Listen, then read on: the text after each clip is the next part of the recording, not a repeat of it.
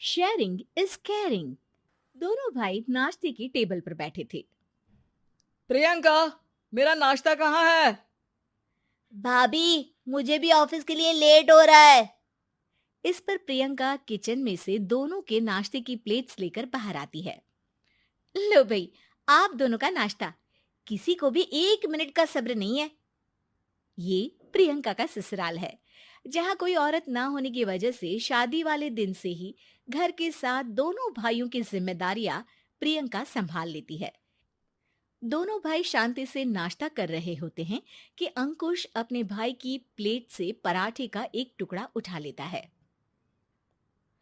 आपको पता है ना, मैं खाना शेयर नहीं करता, फिर भी मेरी प्लेट में से खाना जरूरी है क्या? अरे हद हो गई है, मुझे नहीं खाना अब। अंकुर गुस्से में नाश्ता छोड़कर टेबल से उठ खड़ा होता है। अरे, ये कैसा बिहेवियर है अंकुर? एक टुकड़ा ही तो है। एक हो या आधा, मुझे भूख लगी है तो ये सिर्फ मेरा ही है। उसे भी किसी के साथ शेयर करने बैठा तो भूखा नहीं रह जाऊंगा। अरे बाबा, ठीक है, अब इस पर भी लड़ाई। दूसरा बना देती हूँ, पर प्लीज ऐसे खाना बीच में छोड़कर मत जाओ। इससे अन्न का अपमान होता है। ओ प्लीज भाभी, ऐसी कोई चीज होती ही नहीं है। आपके पास पैसे हैं, खरीदो और खाओ। अगर नहीं खाया जाए तो फेंक दो। अरे दुनिया में सब यही करते हैं। अंकुर बैग उठाकर ऑफिस के लिए चला जाता है, जिसके पीछे उसका बड़ा भाई मायूस सा घर में खड़ा रह जाता है। जिसने बचपन से सोने की चम्मच में खाया हो, उसे दुनिया के बारे में क्या पता होगा। वैसे गलती तो हमारी ही है। अगर कभी बचपन में ही सही गलत का फर्क सिखाया होता तो आज ये हाल नहीं होते। आप फिक्र क्यों करते हैं जी? भगवान है, वो जो भी करता है सबकी भलाई के लिए ही करता है। और जब वो चाहेंगे तो अपनी तरह से अंकुर भैया को भी सब कुछ सिखा देंगे। पत्नी की बात पर विश्वास कर अंकुश भी ऑफिस चला जाता है। सुबह से दोपहर होती है और अंकुर लंच करने ऑफिस के पास वाले रेस्टोरेंट में पहुंचता है, जहां वो एक साथ बहुत सारा खाना ऑर्डर कर देता है। सर, क्या कोई आपको ज्वाइन करने वाला है? नहीं तो क्यों? अब कुछ नहीं सर, ऐसे ही। वेटर चला जाता है और कुछ देर में अंकुर का ऑर्डर लेकर वापस आता है, जिस पर अंकुर सब डिशेस में से थोड़ा थोड़ा खाकर बाकी ऐसे ही छोड़कर बिल देकर चला जाता है। वाह भगवान, तेरी माया। कहीं कोई एक एक टुकड़े के लिए तरसता रहता है और ये 5 लोगों का खाना ऑर्डर करके एक का भी पूरा नहीं खाते। पैसे वालों की माया। वेटर टेबल साफ कर बचा हुआ सारा खाना लेकर रेस्टोरेंट के पीछे घूम रहे बच्चों के पास पहुंच जाता है, जिसे देख बच्चों के चेहरे खिल उठते हैं। वाह, आज इतना सारा खाना आया। थैंक यू भैया। भगवान आपको खाने की फैक्ट्री बना दे। अगर ये फैक्ट्री मेरी होती तो तुम लोगों को कभी किसी का झूठा बचा हुआ खाना नहीं खाना पड़ता। चलो तुम लोग खाओ, पर ध्यान रखो किसी को पता ना चले, नहीं तो मेरी नौकरी चली जाएगी।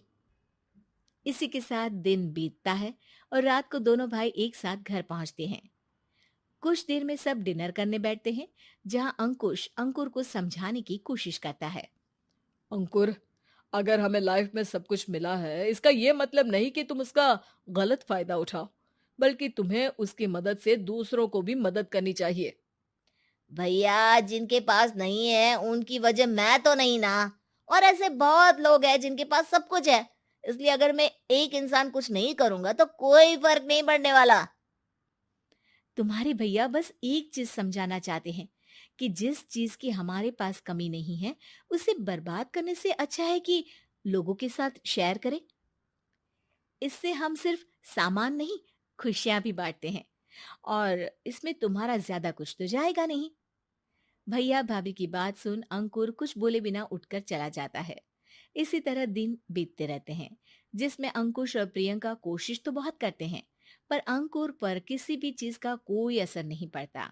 एक दोपहर अंकुर सैंडविच खाते हुए सड़क के किनारे चल रहा होता है। तभी उसकी नजर आइसक्रीम वाले पर पड़ती है और वो सैंडविच सड़क किनारे फेंक आइसक्रीम खरीदने पहुंच जाता है। अब इसे कहते हैं जिंदगी का सुख।